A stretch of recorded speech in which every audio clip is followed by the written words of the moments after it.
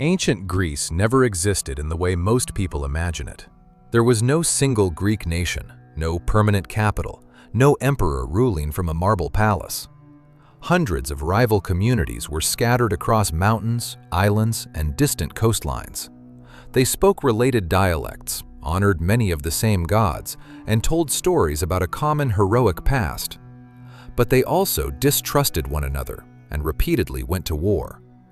Out of that divided world came democracy and empire, philosophy and slavery, tragedy and comedy, scientific inquiry and sacred prophecy.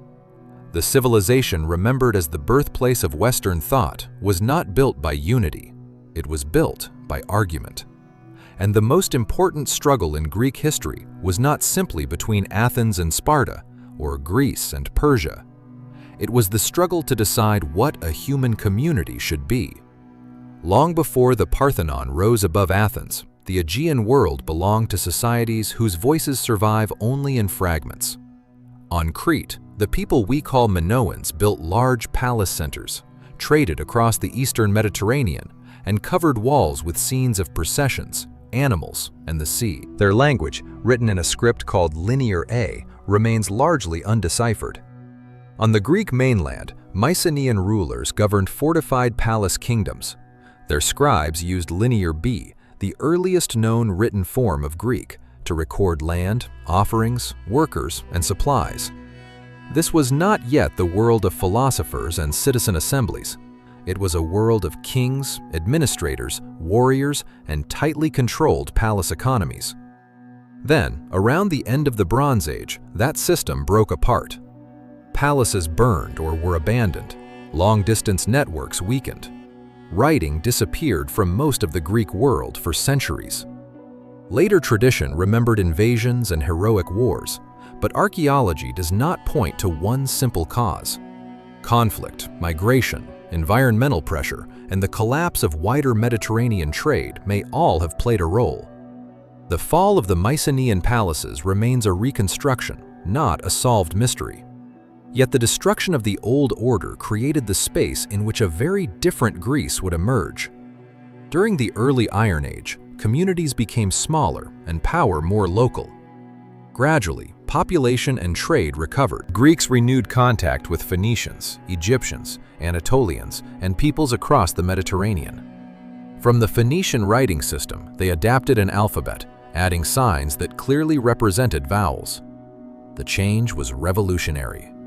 Laws, dedications, treaties, poems, and private messages could now be fixed in visible form. At roughly the same time, the epic traditions associated with Homer began to take shape. The Iliad and the Odyssey described a heroic age of kings and warriors, but they also asked questions that would haunt Greek civilization. What does honor cost? When does anger destroy the community it claims to defend? Can victory ever repair what war has broken? These stories were not history in the modern sense, and the Trojan War cannot be reconstructed directly from epic poetry. But the poems gave scattered Greek communities a shared imaginative past. People across the Greek-speaking world could recognize the same heroes. What united the Greeks was never a state, it was a network. Sanctuaries such as Delphi and Olympia created places where rival communities could meet under the gaze of common gods. At Delphi, leaders consulted the oracle of Apollo, whose words often demanded interpretation. At Olympia, athletic competition became a pan-Hellenic tradition. The conventional date for the first recorded Olympic Games is 776 BC, but the festival was a sacred gathering before it resembled international sport. Victory honored the athlete, his family, and his city. Even peaceful competition carried the intensity of political rivalry. The central institution of this new world was the polis, usually translated as city-state. But a polis was more than a city and its surrounding farmland. It was a community of citizens who believed they had a claim, however unequal, in the public life of their society. Polis were governed by kings, aristocrats, oligarchies, tyrants, or assemblies. There was no single Greek constitution. the Greek world became a vast political laboratory in which communities repeatedly redesigned power. Geography encouraged difference. Mountains divided valleys.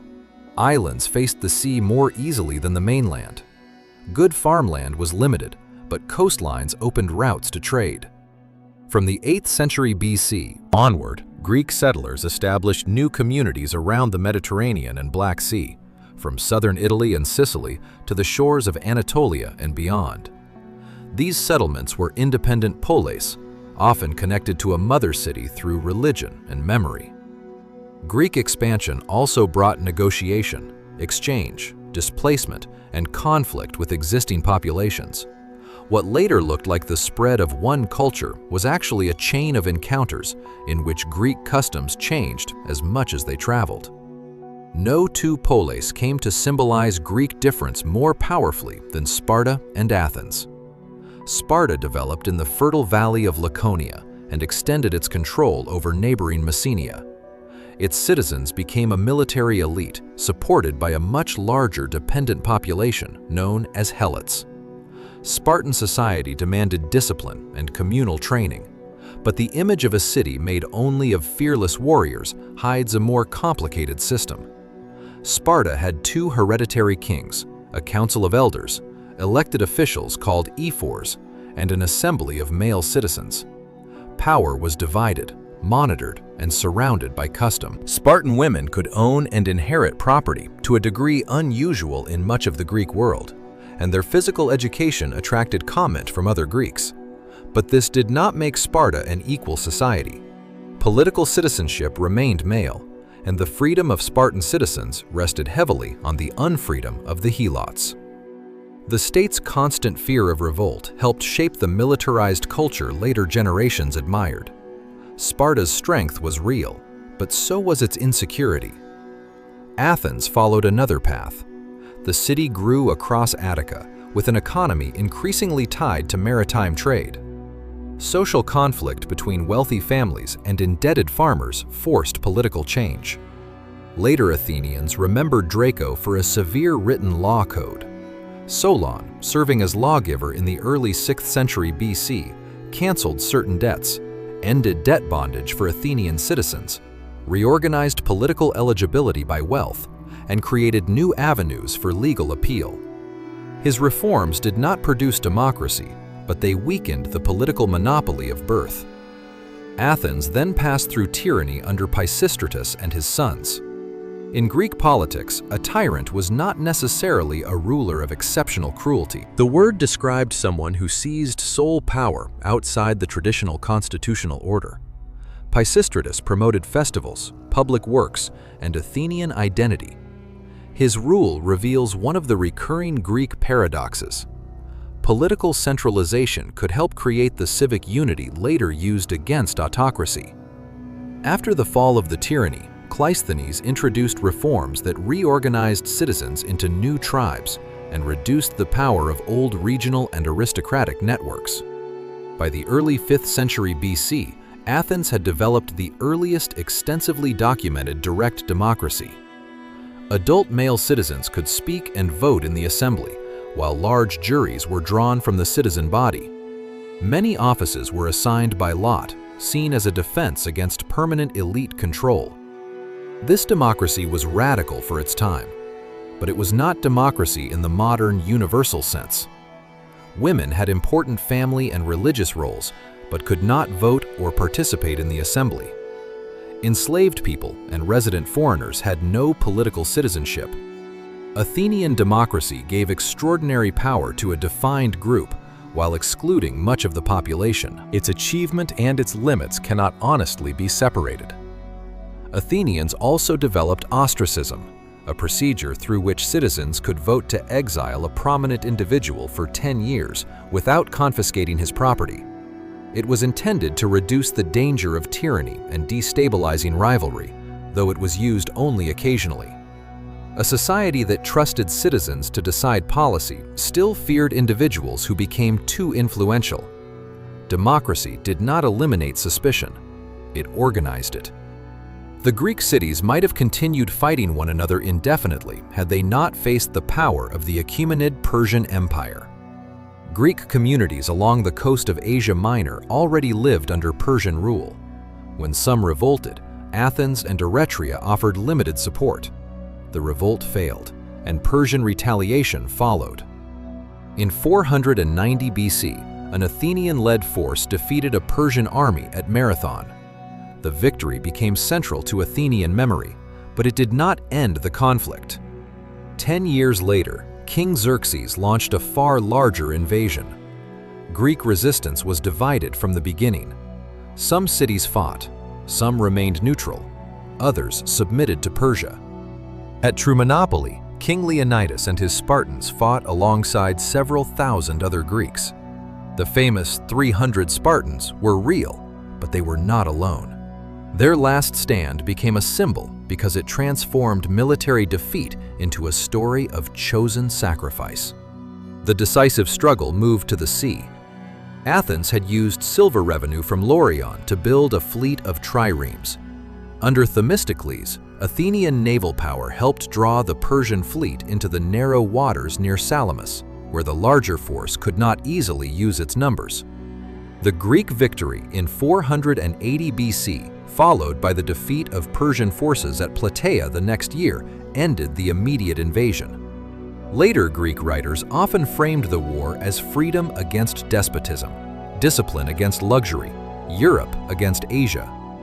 That interpretation became enormously influential, but it was also Greek political storytelling. The Persian Empire was not a simple machine of oppression, and the Greek alliance was neither complete nor permanent.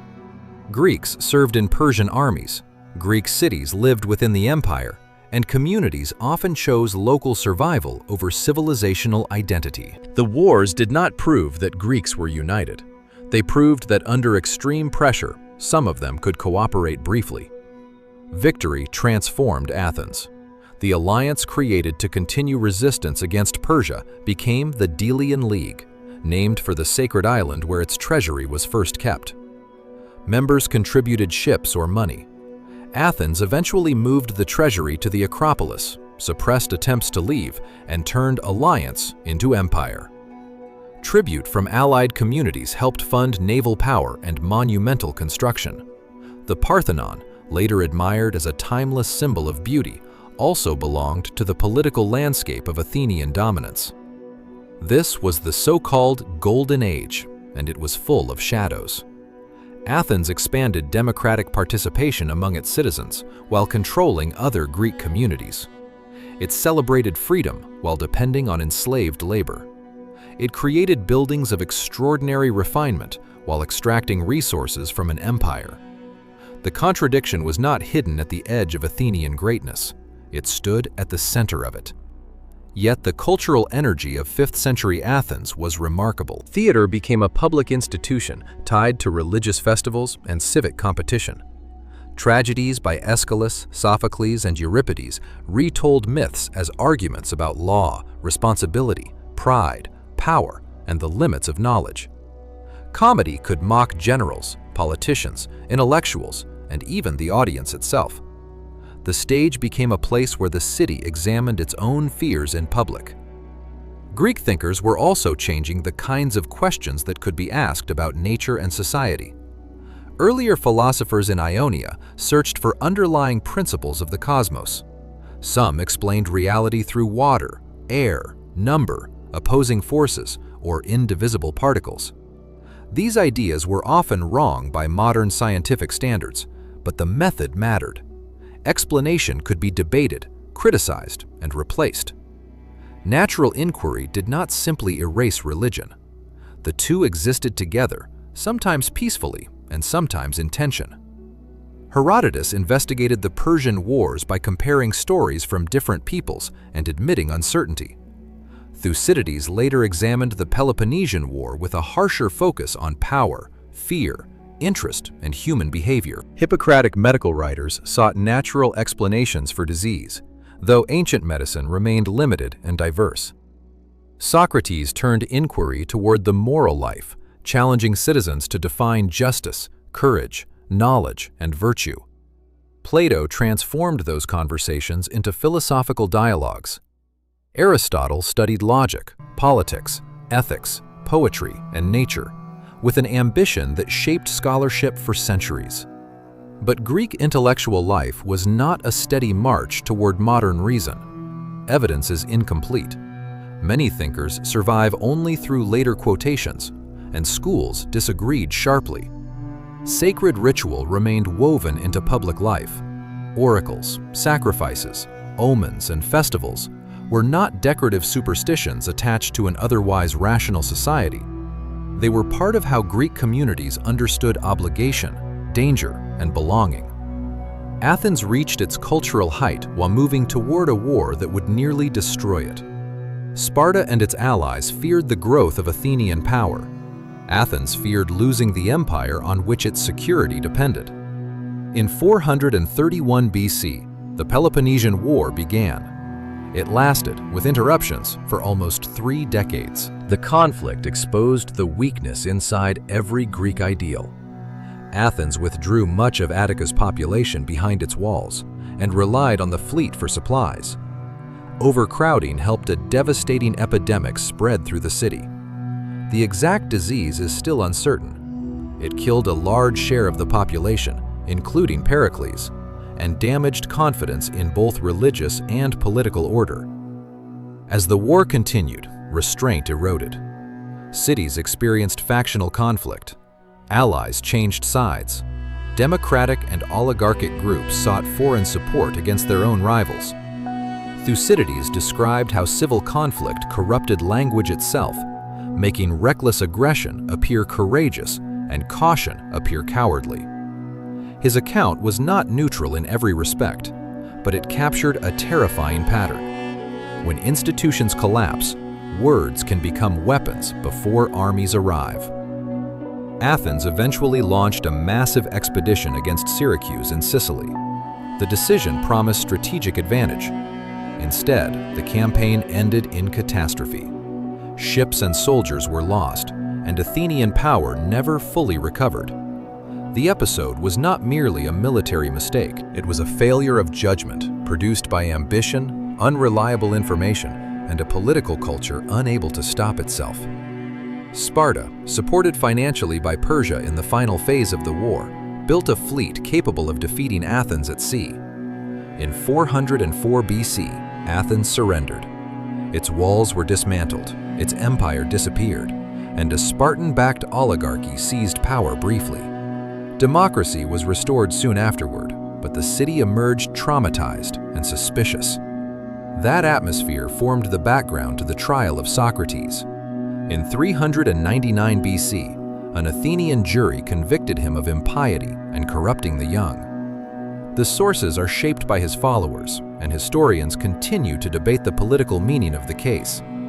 Socrates had ties to controversial figures, and Athens had recently survived war, oligarchic violence, and democratic restoration. His execution remains one of history's most uncomfortable symbols. A democracy famous for free debate legally condemned the man later remembered as its greatest questioner. Sparta had won the war, but victory did not create lasting stability. Its attempt to dominate Greece produced new resistance. Persian influence returned. Athens recovered part of its power. Thebes rose under skilled leaders and defeated Sparta at Leuctra in 371 BC. The Theban victory broke the image of Spartan invincibility and helped free Messenia from Spartan control. The political map shifted again. This constant rivalry exhausted the southern city-states just as a new power was transforming the north. Macedon had long been connected to the Greek world, though southern Greeks often treated Macedonians as culturally rough or politically suspect. King Philip II reorganized the Macedonian army, combined force with diplomacy, and steadily expanded his influence. At Chaeronea in 338 BC, Philip defeated an alliance led by Athens and Thebes. The age in which the great southern polis could determine the balance of Greece by themselves was effectively over. Philip created a league under Macedonian leadership and prepared a campaign against Persia. Before it began, he was assassinated. His young son inherited both the kingdom and the plan. Alexander crossed into Asia in 334 BC. Over the next 11 years, his armies defeated the Persian king Darius III, entered Egypt, captured the centers of the Achaemenid Empire, and advanced through Central Asia into the northwestern Indian subcontinent. His campaign was an extraordinary military expansion, but it depended on the administrative systems of the empire he conquered. Alexander is often described as spreading Greek civilization eastward, but that phrase is too simple. He founded or renamed cities, promoted Greek language and institutions, and settled veterans across conquered territories. Yet he also adopted elements of Persian kingship, employed local officials, and ruled over populations with their own ancient traditions. His empire produced cultural mixture as well as domination. The diverse communities of the empire did not simply become Greek. They interacted, resisted, adapted, and changed the meaning of Hellenism itself. Alexander died in Babylon in 323 BC, not yet 33 years old, without leaving a stable adult successor. The cause of his death is still uncertain. His generals divided the empire and fought for control. The political unity he created vanished almost immediately, but the world formed by his conquests endured. The Hellenistic Age was not an afterword to classical Greece. It was a new civilization on a larger scale. Greek became a common language of administration, trade, literature, and scholarship across much of the Eastern Mediterranean and Near East. Great cities such as Alexandria, Antioch, and Pergamon became centers of royal power and intellectual life. Scholars collected texts, mapped the earth, studied anatomy, developed geometry, and debated happiness in a world the small citizen polis could no longer contain. Art changed as well. Classical ideals of balance continued, but Hellenistic artists also explored age, emotion, movement, defeat, and ordinary life. Philosophy turned toward how individuals might remain free inside vast kingdoms. Cynics rejected convention. Epicureans sought tranquility through disciplined desire and friendship. Stoics argued that virtue, not status or fortune, made a person free, and imagined humanity as part of a rational moral order larger than any single city. Eventually, Roman power absorbed the Greek mainland and the Hellenistic kingdoms. Corinth was destroyed by a Roman army in 146 BC, a date often used to mark the end of Greek political independence. But conquest produced another paradox. Rome defeated Greek states and then embraced Greek education, art, literature, philosophy, and medicine. Roman elites learned Greek. Greek teachers shaped Roman minds. Greek stories entered Latin poetry. The conqueror inherited the intellectual world of the conquered. So, what was ancient Greece? It was not a peaceful cradle of civilization, waiting to hand democracy, science, and art to the modern world. It was a fractured landscape where freedom existed beside slavery, citizenship beside exclusion, beauty beside extraction, and reason beside sacred fear. Its people did not agree on the best government, the nature of justice, or the limits of power. Their civilization became influential precisely because they turned those disagreements into institutions, poems, trials, monuments, experiments, and wars. The ruins can mislead us. Marble survives better than voices. Temples remain where wooden homes vanished. The names of generals and philosophers outlast those who farmed, traded, rode warships, served households, migrated, and endured decisions they did not make. Ancient Greece looks complete only from a great distance. Up close, it is unfinished. And perhaps that is why it still feels alive. Greece did not leave the world a final answer. It left a method of confrontation. Place rival ideas in the same public space, test them through argument, expose them through drama, challenge them through philosophy, and watch how quickly principle bends under pressure. Every society that speaks of citizenship, freedom, law, empire, reason, or democracy enters a conversation the Greeks began but never resolved.